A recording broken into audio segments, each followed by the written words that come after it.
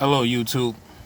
I'm working on my 2007 Chevy Cobalt and I'm having problems with my door lock switches. I press the buttons and they're not working.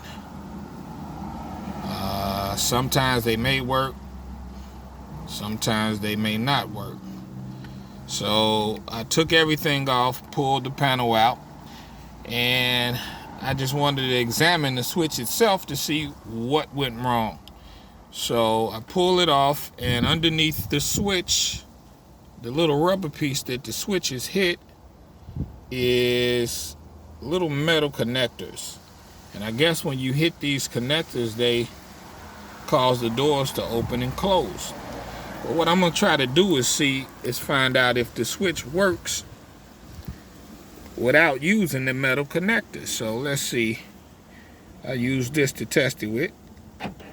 Okay, that just unlocked it, and let's see. That just locked it. Okay, let's see if it works again. Unlock. Lock. Unlock. Lock. Unlock. Lock. Okay. So the switches are actually working. So it must have to do with the connectors. Let's see, it's not working. That's not working. It has to do with these connectors. So I'm looking at the issue is actually the connectors. So what I'm gonna do is I'm gonna try something. I'm gonna try this real quick. I'm gonna take, give me 1 second. I'm gonna take this connector, and maybe it's just a little corrosion or something on there, dirt, and I'm gonna rub it on my little tool here. Matter of fact, I'm gonna do both sides.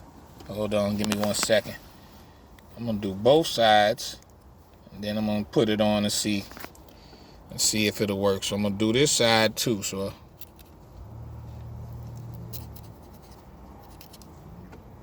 I kind of rub it and scrape, so that maybe it's just getting a bad connection. Let's see.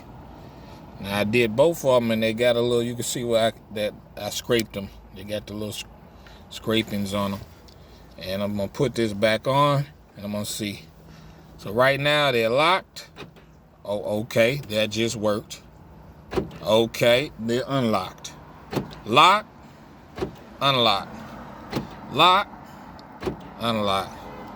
Well, I guess I don't have to go buy new switches. It's just as easy as taking the tab off, the cover off of this, and kind of scraping the connectors so that they get a good connection. Let's see. Yep. They working fine now. So I probably should have started from the beginning to show you guys how to do it, but I think once you take the panel out and release the connector, it's really self-explanatory. All right. Thanks for watching.